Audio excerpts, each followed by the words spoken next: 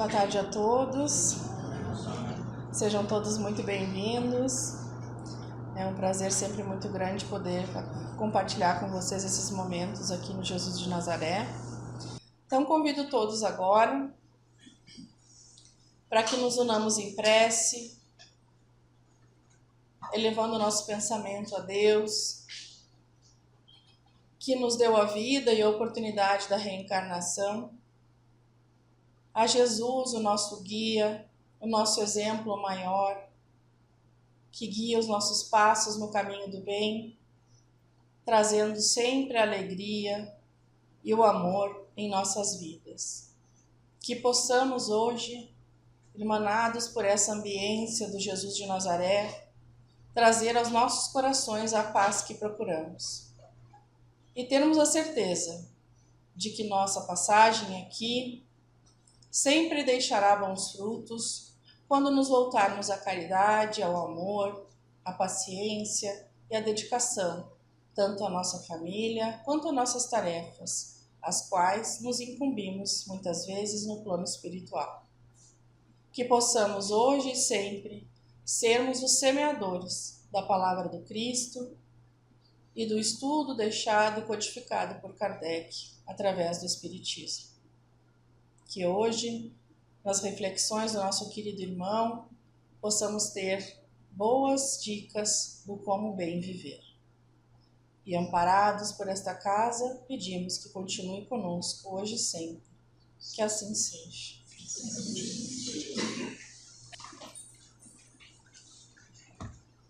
Boa tarde. Sejam mais uma vez todos muito bem-vindos à nossa casa. Espero que estejam confortáveis, tranquilos, para a gente ter um diálogo em relação a um tema bem interessante. O tema que foi escolhido pela casa, ele foi extraído de um livro chamado Livro da Esperança. Esse livro é uma psicografia de Chico Xavier através do Espírito Emmanuel. Então, é o capítulo 77. E esse capítulo, ele fala sobre Espiritismo e nós.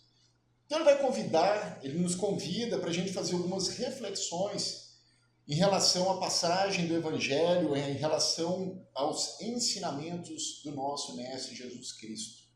Como foram esses ensinamentos, o legado que o Cristo nos deixou há 2000 anos atrás, e como a humanidade, como nós, após o advento do Espiritismo, estamos nos comportando. Pois bem, o Emmanuel, ele abre de forma muito sábia esse capítulo, uma passagem do Evangelho, que é de João, o capítulo 14, no versículo 15, que ele fala o seguinte: Jesus disse aos seus discípulos: se me amardes, guardareis os meus mandamentos. Ou seja, se nós amarmos Jesus, nós guardaríamos e seguiríamos os seus mandamentos, os seus ensinamentos. Então foi essa a proposta que Cristo quis, com essa passagem. E Emmanuel, ele segue dizendo o seguinte: olha, todas as religiões garantem retiros e internatos, organizações e hierarquias para a formação de orientadores condicionados que lhes ponham as instruções segundo o controle que lhes pareça conveniente. O que Emmanuel está querendo nos chamar a atenção? Olha só, embora muitas religiões ao redor do mundo falem de Deus, em especial todas aquelas que têm a raiz cristã, nós sabemos que a sua filosofia, que a sua interpretação, ela é diferente.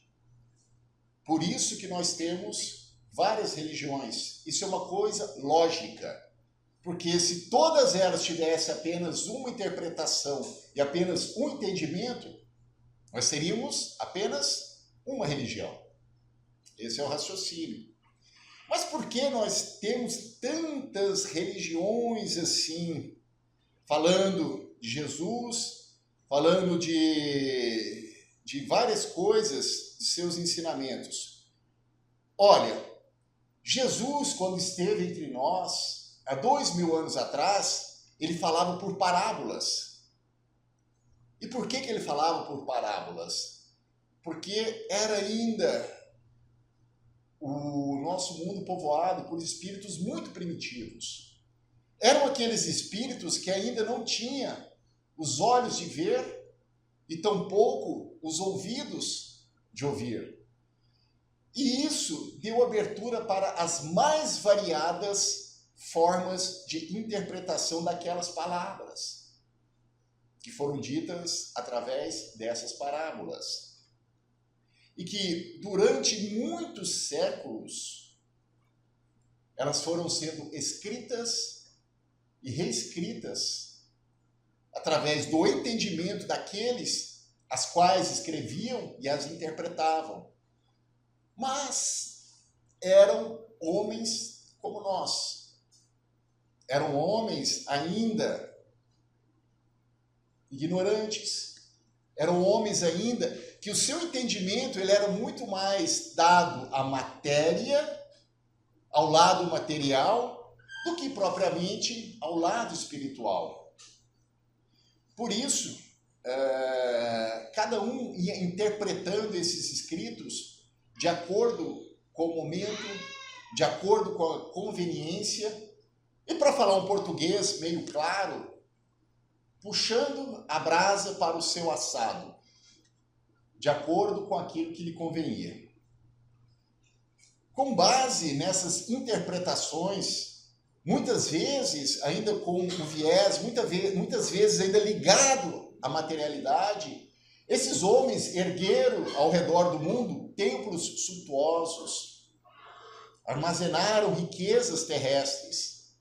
Tudo isso em nome de uma adoração, porque fazendo isso no entendimento deles, eles estavam dando algo muito parecido com aquilo que Deus esperava, que Deus pensava que fosse aquilo que eles estavam oferecendo.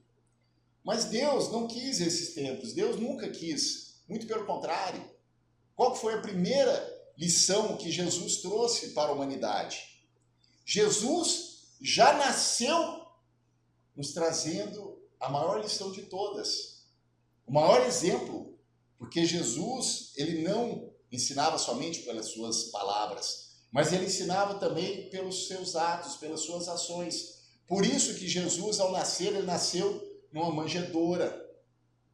Ele nasceu na palha, ao lado dos animais. Ele quis dizer para nós o seguinte: sejamos humildes. Então esse foi o primeiro ensinamento que Jesus nos trouxe, a humildade. Com base nessas interpretações por conveniências, esses templos também que foram erguidos, abarrotados, amontoados com riquezas, muito sangue se derramou. Muitas mortes, muitas lutas fratricidas nós tivemos nesses 2000 anos. Nós não precisamos ser exímios historiadores para saber da barbaridade que a humanidade viveu na época das cruzadas. Se matava em nome de Deus.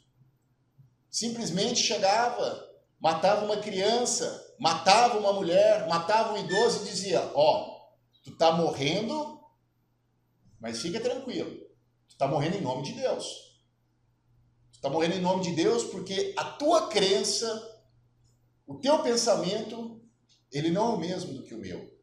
Então, por isso, em nome de Deus, você não merece morrer. E nós vimos um derramamento de sangue, uma barbaridade na época das cruzadas. Quem conhece, quem já ouviu falar sobre a noite de São Bartolomeu? Alguém conhece essa história? Pois bem, quem não conhece, a primeira coisa que eu recomendo, tem uma obra fantástica. Ela chama-se A Noite de São Bartolomeu. ela é uma obra, um romance espírita que fala sobre o massacre que os cristãos praticaram sobre os protestantes em Nicéia no ano de 1572, onde quase 30 mil protestantes foram massacrados por outros cristãos. E esse livro ele traz todo o contexto espiritual de como foi feito essa armação, como se deu todo esse encadeamento de fatos e as repercussões espirituais após isso. Então eu recomendo fortemente para quem tiver interesse, para quem gosta de leitura, romances espíritas. Olha só, mas Jesus, dentro da sua divina e infinita sabedoria, ele já tinha previsto isso há 18 séculos atrás. Que a humanidade passaria por isso, que passaria por esse ciclo, por esse processo de amadurecimento, até que pudesse ter um mínimo de entendimento em relação àquilo que foi dito, àquilo que foi pregado por ele. Pois bem, se nós olharmos o Evangelho de João, no capítulo 14, no versículo 16, Jesus nos fez a seguinte promessa: eu rogarei ao Pai, e ele vos dará outro Consolador, para que fique convosco para sempre. Eis então, meus amigos, que no dia 18 de abril do ano de 1857, em Paris, na livraria, eu não sei se esse é o nome correto, porque eu não sei falar francês, mas numa livraria chamada Dento, foi colocado à venda o primeiro exemplar do Livro dos Espíritos.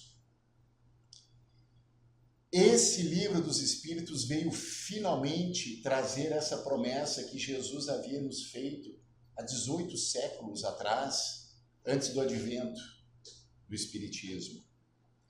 E olha só, ele cumpriu a promessa do Cristo, e esse livro ele veio escrito através do ensinamento dos espíritos superiores, organizado por Allan Kardec e sob a supervisão do Espírito de Verdade. Para aqueles que não sabem e não conhecem o Espírito de Verdade, ele não assinou o seu nome, embora muitos autores, para aqueles que já abriram, tiveram a oportunidade de abrir o Evangelho, muitas lições que ali estão, aqueles mentores, aqueles espíritos deixaram o seu nome. Então nós temos o próprio Emmanuel, nós temos Santo Agostinho e vários outros, mas o Espírito de Verdade ele não deixou o seu nome ali, porque ele disse que o nome era apenas algo do interesse material.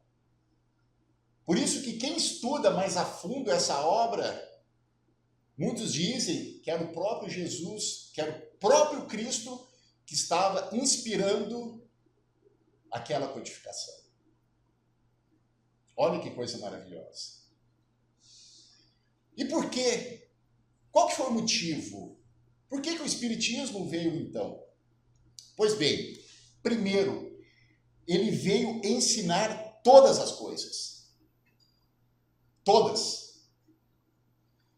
Porque o Espiritismo, ele, além de ampliar o entendimento das leis morais, que foi aquilo que Jesus quis falar para nós há 2000 anos atrás, mas que se desvirtuou no caminho, ele ajuda a esclarecer aquelas passagens mais obscuras também. Porque como o homem não tinha o entendimento, o homem não tinha a compreensão, tudo era dado ou fatos sobrenaturais, que o livro dos médiuns veio esclarecer e dizer, não, isso não é fato sobrenatural, é energia. É manipulação de energia, a mediunidade, os fenômenos de efeitos físicos. Ele veio trazer também, quebrar aquela coisa, que como homem ignorante, que nós aqui éramos, porque pode ter certeza que muitos de nós ali estivemos presentes nessa época, como nós não sabíamos, nós apenas dizíamos que era desígnios de Deus.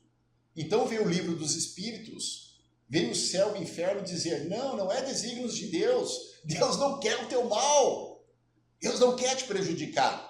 Existe simplesmente uma lei de causa e efeito, plantio e colheita, e mais nada. Relembrar que Jesus ensinou. Então, a doutrina espírita, ela retoma os ensinamentos morais de Cristo. E aí, meus amigos, meus irmãos, ele traz o quê? Um raciocínio. Por isso é que nós dizemos que o Espiritismo é uma fé raciocinada. Porque nós levamos o entendimento daquilo que está acontecendo. Existe uma causa por trás. E não simplesmente algo que fica dito e fica, digamos, pairando no ar. Outra coisa que é bem importante, o Evangelho, ele lembra e explica. Ele jamais contradiz. Jamais. Se alguém, qualquer um, por algum motivo disser que o Evangelho, segundo o Espiritismo, ele contradiz os ensinamentos de Jesus, é porque essa pessoa, ela talvez não tenha lido ou não tenha entendido aqueles ensinamentos. Eu digo que ninguém vai abrir o Evangelho e vai ver lá, por exemplo, uma passagem onde o Cristo estivesse ali dando o sermão da montanha e viesse algum dos espíritos dizer algo ao contrário. Não, ele não contradiz. Então ele explica e lembra do que nós precisamos fazer. E ele vai permanecer para sempre conosco. E por que ele vai permanecer para sempre conosco? Porque o Consolador, ele deve permanecer com a humanidade para sempre. Claro, nós estamos em processo constante de evolução. Então nós tivemos uma primeira passagem, que foi Jesus, que nos trouxe as suas parábolas, porque na época nós não tínhamos o entendimento. Depois veio o Espiritismo, que trouxe a luz, que jogou luz aos esclarecimentos daquilo que nós não tínhamos, mas mesmo assim ele não disse tudo.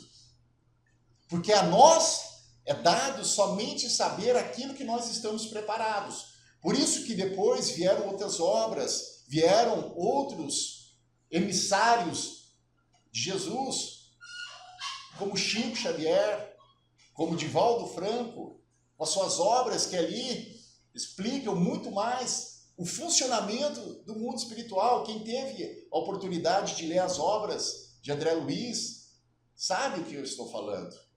Então são coisas que estão sendo nos dadas à medida que nós também vamos avançando. É normal isso.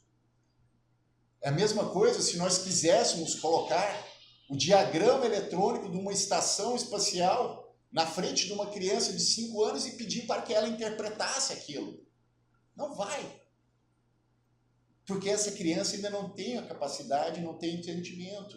E nós somos como essas crianças. E Deus, que é bom, justo, piedoso, Ele sabe exatamente o que nós podemos, o que nós estamos preparados para saber.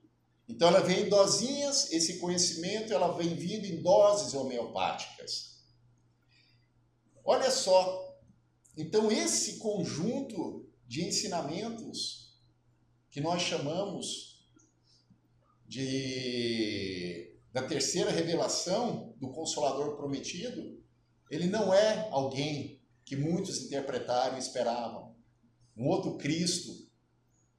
Não, é um conjunto de obras que veio esclarecer e veio lançar luz a essas trevas a qual a humanidade ficou mergulhada durante muitos anos. Falar de religiões, como abriu o texto, Emmanuel abre esse texto falando sobre amontoar riquezas. Pois bem, a doutrina espírita, revivendo o cristianismo puro, ele nos mostra o contrário, que nós não precisamos e não devemos erguer templos suntuosos, que nós não precisamos acumular nesses templos, nessas instituições, riquezas terrestres. Basta lembrarmos Como eram os ensinamentos de Jesus na casa de Simão Pedro? Como eram os atendimentos na casa do caminho? É isso. Ele simplesmente nos convida a voltarmos a sermos humildes, a sermos fraternos, que nós não precisamos de ostentação, que nós não precisamos de templos suntuosos. Enquanto algumas religiões, elas vão cultivando aquele sentimento de seita, aquele sentimento onde se tem aquela segregação, sabe? Bom, se você não pensa como eu, se você não é da minha religião, se você não é da minha seita, infelizmente nós não temos como manter uma relação. Ou nós somos de alguma forma colocados à parte. A doutrina espírita também, quando ela olha, quando ela nos convida a reviver esse cristianismo puro, ela diz, não, nós podemos divergir das ideias, nós podemos, mas nós temos que ser solidários. Não tem problema você discordar de mim. Você pensa, pensar e questionar não é proibido, mas nós não podemos perder jamais a solidariedade. É esse um convite do Espiritismo. Se comparando algumas religiões que sustentam a clausura, que sustentam o afastamento, Espiritismo não. Porque essas religiões, elas dizem o quê? Eu preciso me manter afastado para que eu não seja contaminado pelos vícios. Pessoal, qual é a finalidade da reencarnação? Por que muitas vezes nós somos colocados, sim, em contato com vícios, em contato com ambientes, digamos, um tanto quanto perigosos? Porque é justamente na matéria, é justamente através da experiência da carne, em contato com essas vicissitudes, que nós podemos superá-las.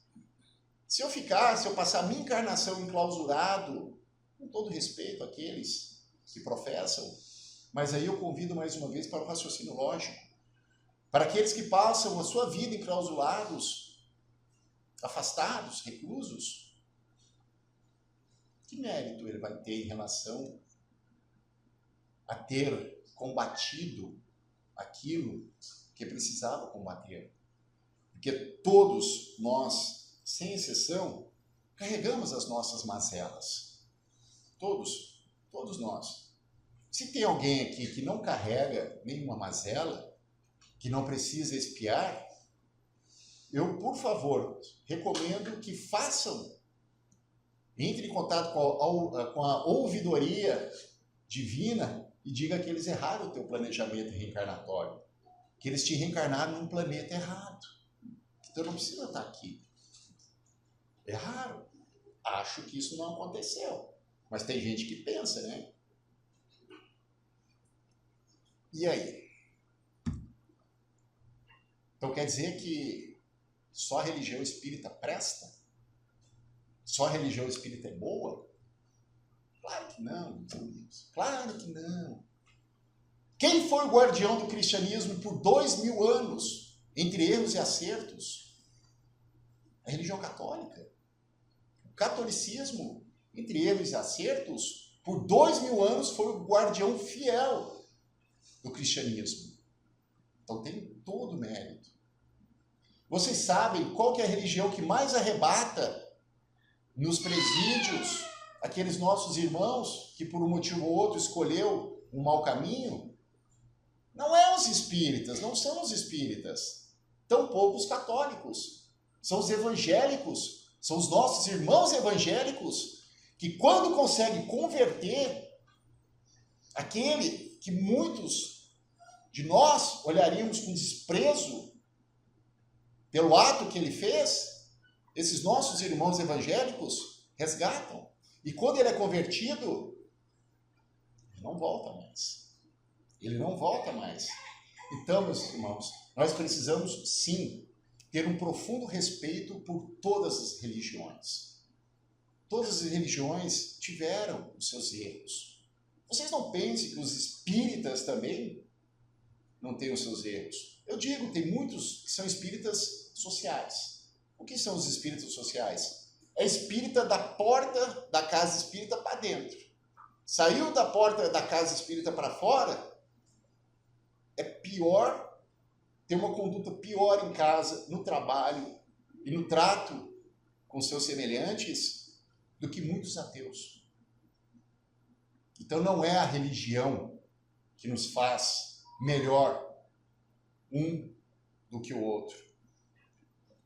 São as nossas atitudes. Somos nós. Deus, ele enxerga antes da ação a nossa intenção. Antes da gente agir, Deus já sabe o que a gente está pensando. Então é a nossa conduta moral.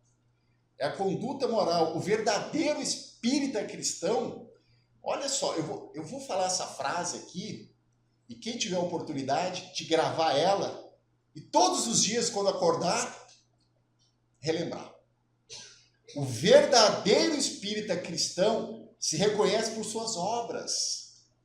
É pelas suas obras, não é pela sua religião.